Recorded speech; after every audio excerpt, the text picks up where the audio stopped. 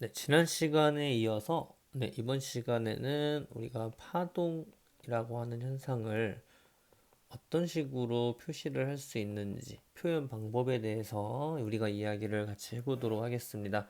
네, 여기에서 이야기를 하고 학습지도 풀고 하는 시간을 갖도록 하겠습니다.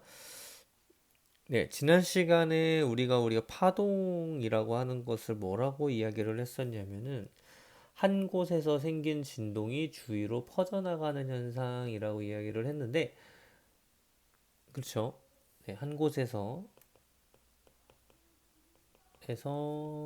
생긴 진동이 주위로 퍼져나가는 현상이라고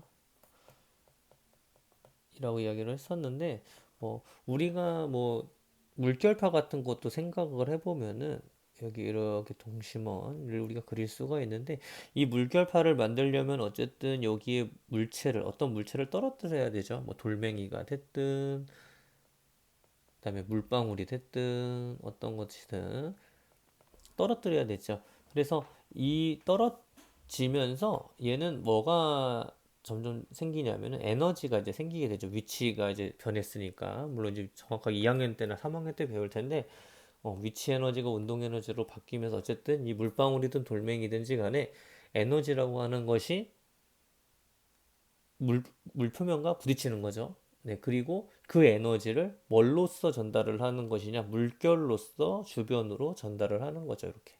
그래서 물결이 생겨나간다, 이렇게 생각을 하면 되겠습니다. 네, 그리고 결국은 요 파동이라고 하는 것이 그래서 왜 일어나느냐? 네, 에너지의 전달을 위해서 이 파동이라고 하는 것이 나타나더라. 라고 생각을 하면 되겠고요. 네, 그리고 요 파동 현상의 예를 이제 한 가지 좀 예를 하나 더 들면은 우리가 쓰나미 알아요? 쓰나미. 네, 쓰나미. 뭐 좀 간단하게만 이야기하겠습니다. 쓰나미에 대해서 뭐 자세하게는 좀 이야기하기가 그렇고 일단은 요 쓰나미 현상이 이제 어떤 현상이냐면은 이제 그 지진 해일이죠. 네, 지진 해일. 그래서 그림을 잠깐 이렇게 그려보면은 이제 바닷물이 이렇게 있어요. 바닷물이. 바닷물이 이렇게 있는데 여기 이렇게 물이 채워져 있죠. 이렇게 채워져 있습니다. 물이. 네, 바닷물이 이렇게 채워져 있는데 요 땅에서 뭐가 일어나는 거냐면은 이 근처에서 지진이 일어나죠. 네, 지진이 일어납니다. 그러면은 이 지진이라고 하는 것이 일어나면서 뭐가 전달이 되냐면은 에너지라고 하는 것이 전달이 되는데 이 에너지라고 하는 것이 전달이 되면서 이제 파동이 생겨나죠. 네, 파동이 생겨나죠. 파동이 생겨나면서 이제 처음에는 물결을 타고 파가 조금씩밖에 이렇게 안 생겨요. 그러다가 얕아지면 얕아질수록 이제 다 이따가 얘기를 할 건데 뭐가 커져요. 네, 진폭이라고 하는 게 커지면서 결국은 우리 땅을 덮어버리죠. 물결이. 물이 더 파도가 덮어버리죠. 네, 이런 식으로 지금 이제 그림을 그렸는데 우리가 이제 파동이라고 하는 것이 에너지가 전달이 되는 것이라고 이야기를 했는데 에너지 전달. 이 파동의 에너지가 뭐랑 관련이 있냐면은 뭐 파동의 속력 그리고 진폭과 관련이 있거든요. 그런데 깊은 곳에서는 파동의 속력이 빨라요. 그래서 진폭이라고 하는 것이 굉장히 좀 작고요. 그리고 얕아지면 얕아질수록 파동의 속력이 느려져. 그리고 이제 뭐 이거 지금 이거는 깊은 곳에서는 속력이 빨라지 빠르다. 그래서 진폭이라고 하는 좀 이따가 이야기할 진폭은 작고요. 얕은 곳으로 오면은 속력이 느려지면서 진폭이 커지게 됩니다. 커지게 돼요. 네, 우리가 파동이라고 하는 것은 에너지의 전달이라고 이야기를 했기 때문에 여기 지진이 일어난 곳에서 생긴 에너지와 얕은 곳, 멀리 떨어진 곳에서의 에너지는 당연히 똑같을 수밖에 없겠죠. 물론 이제 빠져나가는 건 좀 있겠지만 거의 똑같을 수밖에 없고, 그렇기 때문에 속력이 빠른 곳에서는 진폭이 작아. 그러니까 얘가 파도가 넘실넘실 조금씩밖에 이동을 안 해. 그러다가 얕은 곳으로 오면 올수록 속력이 느려지면서 진폭이라고 하는 게 쭉 커지게 되면서 해안가를 덮어버리는 거예요. 확 덮어버려요. 네, 지금 이제 이런 이야기를 했는데, 그러면 과연 우리가 이제 진폭이라고 하는 것은 여기서 무엇이며, 네, 그리고 파동이라고 하는 것을 어떤 식으로 이제 표시하는 거에 하는가에 대해서도 우리가 같이 이야기를 해보도록 할 겁니다. 그래서 쓰나미 얘기는 오늘 지난 시간에 했어도 됐는데, 네, 오늘 파동이 표시 이야기를 하면서 같이 다 이야기를 했고요. 그 중에서 이제 뭐 진폭이라고 하는 표현이 있기 때문에 같이 이제 이야기를 더 해보도록 하겠습니다. 네, 그림을 하나 그릴게요. 그림.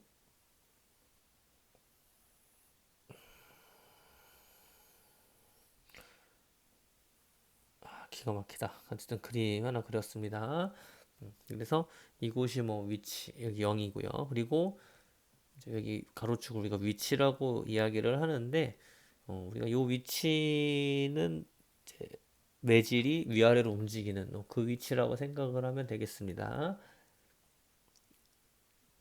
네, 그리고 요쪽 가로축을 우리가 거리로 볼게요. 거리로. 네, 이렇게 보면은 우리가 지금 이 부분 이제 가장 높은 부분, 여기도 가장 높은 부분이 있죠. 네, 우리가 여기 가장 높은 부분을 우리가 마루라고 이야기를 합니다. 뭐가 높은 부분이냐? 네, 매질의 위치가 가장 높은 것. 네, 여기를 마루라고 이야기를 해요. 마루. 네, 그리고 매질의 위치가 가장 낮은 곳을 우리가 골이라고 이야기를 합니다. 매질의 위치가 가장 낮은 곳을 골이라고 이야기를 하고요. 그래서 뭐 골짜기 이런 표현 이제 많이 쓰는데, 우리가 여러분들 지도 같은 거 잘 볼 수 있는지 모르겠습니다. 지도 같은 거 아마 봤을 텐데, 산이 여기 있고요. 요 산을 올라갈 때 이쪽으로 올라가는 방법이 있고 이쪽으로 이제 가는 방법이 있는데, 사실은 이쪽 움푹 파인 곳으로는 거의 안 갑니다. 그래서 이렇게 이쪽 길이나, 그래서 우리가 이렇게 약간 뾰족한 부분으로 이쪽으로 올라가는 부분 우리가 능선이라고 이야기를 하고요. 그리고 이쪽을 우리가 골짜기라고 이야기를 해요. 그래서 굉장히 경사가 높죠. 경사가 높죠, 여기는. 그래서 이때 이 골, 그러니까 움푹 파인 곳, 움푹 들어간 곳이라고 생각을 하면 될 것 같아요. 네, 그리고 여기에 있는 마루와 여기에 있는 마루 사이의 거리를 우리가 파장이라고 이야기를 합니다. 네, 지금 여기 파장이니 마루니 골이니 이런 단어들은 여러분들이 이제 단어와 뜻 정도는 암기를 하고 있는 게 좋을 것 같고요. 여기에서 파장이라고 하는 것은 파의 길이를 얘기를 해요. 길이. 그래서 단위가 미터예요, 미터. 네, 파의 길이. 그래서 미터를 이야기를 하고요. 네, 그리고 여기 마루에서부터 여기 그래프의 0점 여기까지를 우리가 진폭이라고 이야기를 합니다. 진폭. 혹은 여기서부터 골까지의 거리도 우리가 진폭이라고 이야기를 해요. 진폭이라고 이야기를 하고요. 그리고 뭐 마루하고 골까지의 거리, 직선 거리, 요만큼 이거는 우리가 진폭이라고 이야기는 안 합니다. 진폭의 곱하기 2죠. 정확하게는. 그래서 우리가 여기서 에너지라고 하는 것은 결국은 요 진폭과 밀접한 관련이 있고요. 뭐 소리 얘기할 때 다시 이야기를 하겠지만, 소리가 큰 사람이 있고 작은 사람이 있는데, 소리가 큰 사람, 타고난 사람들이 있어요. 목청 큰 사람들이. 근데 그 사람들은 뭐가 큰 거냐면 소리의 진폭이 큰 거죠. 그래, 큰 소리를 낸 사람들은, 작은 소리를 낸 사람들은 진폭이 작다. 네, 이렇게 생각을 하면 되겠습니다. 네, 그래서 우리가 가로축은 거리, 세로축이 위치인 네, 요런 그래프에서 알 수 있는 거는 네, 진폭을 알 수 있고요. 그리고 파장이라고 하는 것을 알 수가 있습니다. 파의 길이. 왜 이거를 파장이라고 하는 것을 알아낼 수밖에 없냐면은 이 파라고 하는 것이 결국 반복이 될 수밖에 없거든요. 네, 여기에서 올라갔다가 내려갔다가 올라갔다 내려가다 다시 올라갔다 내려갔다. 네, 이거를 계속 반복을 하기 때문에 그러면은 처음 시작점과 다음 시작점, 그러니까 반복이 계속 되기 때문에 한 지점이 얼마만큼의 길이가 되느냐가 의미가 있어요. 네, 그것이. 그래서 우리가 이걸 굳이 재는 겁니다. 두 번째 장으로 넘어를 좀 해보면은 우리가 진폭이라고 하는 것에 대해서 이야기를 했었고요. 그리고 마루와 골에 대해서도 이야기를 했었는데 우리가 매질이라고 하는 것은 어쨌든 제자리로 왔다 갔다 하면서 진동을 하는데 이때 가장 높은 위치에 있을 때를 마루라고 이야기를 하고 가장 낮은 위치에 있을 때를 골이라고 이야기를 하며 그리고 첫 번째 마루와 두 번째 마루 사이의 거리를 파장이라고 이야기를 합니다. 그리고 물론 이제 뭐 조금 더 그림을 이렇게 그려보면은 이쪽에도 골이 있었겠죠. 첫 번째 골과 두 번째 골의 거리 역시 우리가 파장이라고 이야기를 합니다. 파장. 그러니까 이거는 어디를 기준으로 쟀느냐만 생각을 해보면 돼요. 그냥 골과 골을 잴 것이냐, 혹은 마루와 마루를 잴 것이냐. 네, 요것만 확인을 해서 구해보면 되고요. 네, 그리고 진폭 이야기 했고 그래프를 하나 더 그릴게요. 지금 여기 역시나 위치. 뭐의 위치냐면 매질이 진동 위치라고 생각을 하면 되겠습니다. 이렇게. 이때는 시간입니다. 시간. 네, 가로축이 시간이고요. 시간일 때 이때 어디가 마루냐면은 여기가 마루죠. 역시나 여기가 마루. 그리고 진폭은 어디가 진폭이라고 했냐면은 여기가 진폭. 네, 여기는 이제 우리가 골이라고 이야기를 했었고 여기도 역시나 진폭이겠죠. 네, 진동 중심에서 마루 또는 골까지의 거리. 우리가 뭐 직선 이렇게 표현을 했는데 뭐 다시 앞에서는 표현을 안 했지만 진폭에 대한 이야기 다시 한번 해보면은 네, 진동 중심에서 마루 또는 골까지의 아이고 지의 거리를 우리가 진폭이라는 표현을 써서 이야기를 합니다. 네, 그리고 지금 이제 여기서 또 중요한 게 하나가 나오는데요. 여기서부터 마루에서부터 마루까지 지금은 일정 시간이죠. 아까 잠깐 뭔 이야기를 했었었냐면은 네, 마루라고 하는 지점 그리고 그 다음 마루 지점 이게 계속 진동이 반복이 되기 때문에 파동의 현상이 계속 진동이 반복이 돼요. 위아래 위아래 왔다 갔다 하면서 매질이 계속 반복이 되기 때문에 한 지점과 그 다음 지점의 거리가 의미가 있다고 했었어요. 그래서 그걸 우리가 파장이라고 이야기를 했는데 역시나 시간 그래프에서도 마찬가지. 처음 마루 지점과 두 번째 마루 지점까지의 시간도 의미가 있다. 그래서 이때의 시간을 우리가 주기라고 이야기를 합니다. 시간에 다니는 초고요. 그래서 첫 번째 마루와 두 번째 마루 사이의 거리도 의미가 있고, 그리고 첫 번째 마루와 두 번째 마루 사이에 걸리는 시간도 의미가 있고, 그래서 파장에서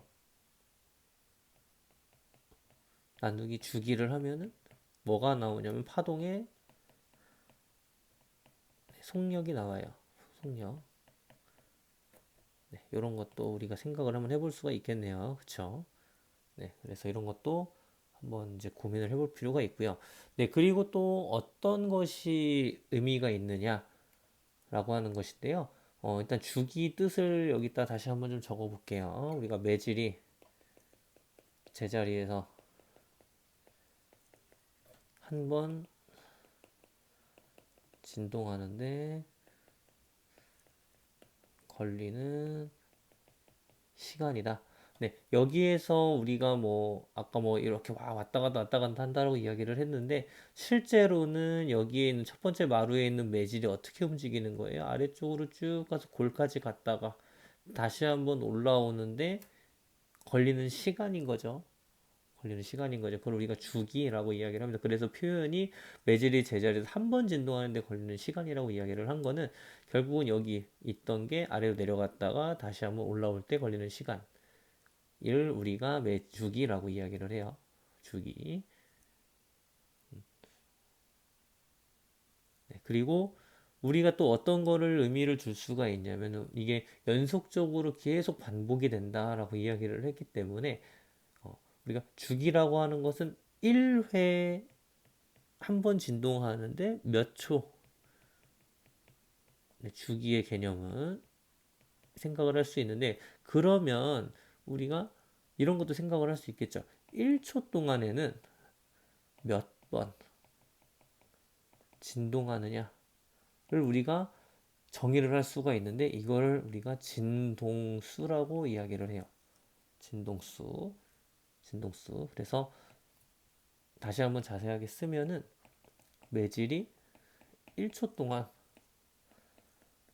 진동하는 횟수를 우리가 진동수라고 이야기를 해요.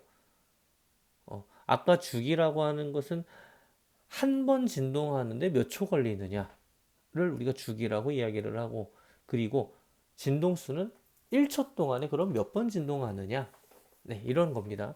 그래서 우리가 뭐 숫자를 가지고 예를 들면은 우리가 한 번 진동을 할 때, 1회 진동을 할 때 한 5초 걸렸다. 그러면은 1초 동안에는 몇 번 진동을 하느냐? 이거를 우리가 계산을 해볼 수도 있어요. 계산을 해볼 수도 있어요. 그러면은 5초에 한 번이니까 1초 동안에는 0.2번 진동을 하겠죠. 1초 동안이면 0.2. 그러니까 10분의 2 정도밖에 못 온다라는 뜻이에요. 5분의 1이니까. 네. 그리고 이것도 계산해 볼 수 있고요. 그리고 뭐 우리가 한 번 진동을 할 때 0.1초밖에 안 걸렸어. 그러면 1초 동안에는 몇 번 진동을 하는 것이냐? 라고 하는 거죠. 그래서 그러면은 이거는 뭐 10배 증가했으니까 여기도 10회 10번 진동을 한다. 이렇게 계산이 되겠죠. 그래서 우리가 진동수의 단위를 뭐라고 이야기를 하냐면 헤르츠라고 이야기를 해요. 헤르츠. 왜 이걸 헤르츠라고 이야기를 하냐면은 1800년도 후반 이때쯤에 헤르츠라고 하는 사람을 기려서 이때가 이제 과학자로서 이제 사람이 뭐 광전 효과니 뭐 이런 것들 다양한 현상들을 발견도 하고 했던 사람인데 네, 이 사람을 우리가 기려서 헤르츠라고 하는 네, 단위를 써서 이야기를 합니다. 그래서 우리가 뭐 라디오 여러분들 요즘은 잘 안 들을 텐데 네, 라디오 잘 안 들을 텐데 선생님 집에는 라디오를 많이 듣거든요. 라디오 보면은 선생님이 가장 많이 듣는 채널이 98.5 메가헤르츠예요. 그래서 여기가 이제 얘기도 되나 이거 KBS 클래식 FM 네, 굉장히 잘 어울리죠. 그래서 큰 클래식 FM 채널인데 네, 지금 여기 라디오 주파수라고 하죠 우리가 네, 주파수는 98.5MHz라고 이야기를 합니다. 이걸 읽을 때. 그러면 요거는 다시 한번 써보면은 98.5 곱하기 10의 6제곱 헤르츠라는 얘기군요. 우리가 M은 메가라고 읽고 요 메가는 10의 6제곱 거듭제곱으로 우리가 표현을 할 수가 있습니다. 그래서 이렇게 표현을 할 수 있고 다시 쓰면은 9.85 곱하기 10의 7제곱 이다 보니까 대략적으로 대략적이 아니죠. 어, 정확하게 표현할 수 있겠네요. 네, 표현을 해보면은 98만 98만이 5천이 아니죠. 9850만 헤르츠가 나오겠네요. 그렇죠. 0이 하나, 둘, 셋, 넷, 다섯, 하나, 둘, 셋, 넷, 다섯, 여섯, 일곱. 오케이. 그러면은 이거는 90이 이란다. 또 9850만 헤르츠란 얘기니까 이거는 그러면은 표현을 다시 한번 해보면 1초 동안에 몇 번 진동한다라는 얘기냐면 9850만 회를 진동을 한다는 뜻이에요. 굉장히 많이 진동을 합니다. 굉장히 많이. 그러니까 우리가 이거를 우리가 뭐라고 이야기를 하냐면은 진동수라고 이야기를 해요. 진동수. 그래서 뭐 빛 같은 경우는 거듭제곱 14제곱 그러니까 10의 8제곱이 억이니까 10의 12제곱이 조 10의 14제곱이면 뭐 몇십조? 몇백조? 네, 이 정도의 진동수 1초에 진동하는 횟수가 그 정도의 빛이 온다라고 하는 거예요. 네, 굉장히 큰 진동수의 값이죠. 그리고 뭐 조금 더 나중에 여러분들이 뭐 더 배우다 보면은 네, 빛의 진동수라고 하는 것이 결국 뭐랑 관련이 있냐면은 에너지랑 빛의 에너지, 어떤 에너지가 강하고 약하고 네, 이런 것들이랑도 관련이 있어서 그,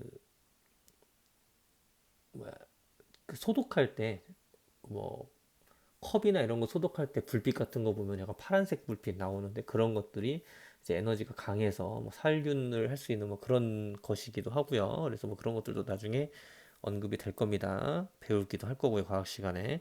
그래서 요렇게 우리가 진동수라고 하는 것도 알 수가 있다라고 하는 겁니다. 진동수. 그래서 굉장히 좀 중요한 개념이라고 보면 되겠어요, 진동수. 다른 것보다. 그래서 여기에서 우리가 이야기한 것들을 다시 한번 이제 뒷장에서 네, 첫 번째 마루와 두 번째 마루 사이에 걸리는 시간 우리가 실제로는 여기 첫 번째 마루에서 시작을 해서 골까지 내려온 다음에 다시 마루로 도착을 하는 건데 이거를 파동 현상, 요 그림을 가지고 우리가 설명을 하면 여기에 있던 게 일로 여기까지 갔다. 뭐 이렇게 생각을 해도 되겠죠. 그림으로 따지면은. 네, 그래서 어찌 됐던지 간에 첫 번째 마루에서 골까지 간 다음에 다시 마루로 돌아오는 여기서부터 여기까지의 걸린 시간을 주기라고 이야기를 합니다. 그리고 이 파동 현상이 이 주기를 바탕으로 계속 반복이 돼요. 그래서 한 1초, 한 번 진동하는 10초가 걸렸다. 그러면 10초 뒤에는 또 요 모양이 나오고, 또 뭐, 요거 나오고, 요거 나오고, 이런 식으로. 그래서 계속 반복이 된다. 라고 보면 되겠고요. 네, 그리고 뭐, 이때 진폭도 이야기를 했었는데, 뭐 진동 중심에서 마루 또는 골까지의 거리. 네, 진폭이라고 이야기를 했었습니다. 여기서 중심부터 여기 마루까지 혹은 중심부터 골까지의 거리. 네. 그리고 우리가 속력이라고 하는 것도 계산을 할 수 있었는데 우리가 주기는 시간이었고요. 그리고 파장은 미터였기 때문에 우리가 속력을 구할 때 미터 이렇게 미터 몇 초, 이렇게 뭐 미터 퍼 세크 이렇게 표현을 하는데 네, 이렇게 계산을 하면 속력이 나오기 때문에 역시 파동의 속력 역시 파장 나누기 주기를 하면은 속력을 구할 수가 있습니다. 네, 그리고 주기는 1회당 몇 초를 진동했느냐, 한 번 진동할 때 몇 초 걸렸느냐를 주기라고 표현을 한다면은 진동수라고 하는 개념이 있었는데 이 진동수는 1초에 몇 번 진동을 했느냐, 횟수에 대한 문제고요. 그래서 단위를 헤르츠라고 하는 단위를 쓴다라고 이야기를 했습니다. 네, 그리고 마지막으로 우리가 파동의 속력이라고 하는 것을 파장 나누기 주기라고 이야기를 할 수 있는데 우리가 네, 주기는 진동수는 주기분의 1 이렇게 계산을 할 수 있거든요. 그래서 여기서 계산해보면 알겠지만 한 번 진동할 때 5초 걸린다. 그럼 1초 동안에는 0.2번이 진동하는데 0.2는 5분의 1이거든. 그리고 여기서도 0.1초 동안에 한 번 진동하면 1초 동안에는 10번 진동한다. 이 10번도 계산을 해보면 0.1분의 1이거든요. 네, 그렇다 보니까 주기 1 나누기 주기를 하면 진동수가 나온다. 반대로 주기를 구하려면 1 나누기 진동수를 하면 됩니다. 그래서 여기서 어떻게 다시 구할 수가 있냐면 파장 곱하기 진동수를 하면요. 뭐가 나오냐면 파동의 속력이 나와요. 요것도 그래서 뭐 진동수와 주기의 관계를 여러분들이 조금 더 여기 요거를 네, 기억을 더 하면 좋을 것 같습니다. 네, 여기까지 이야기를 우리가 했고요. 어, 다음 시간에는 파동의 종류에 대한 이야기를 좀 해보도록 할게요. 횡파, 종파에 대한 이야기 네, 조금 더 해보도록 하겠습니다.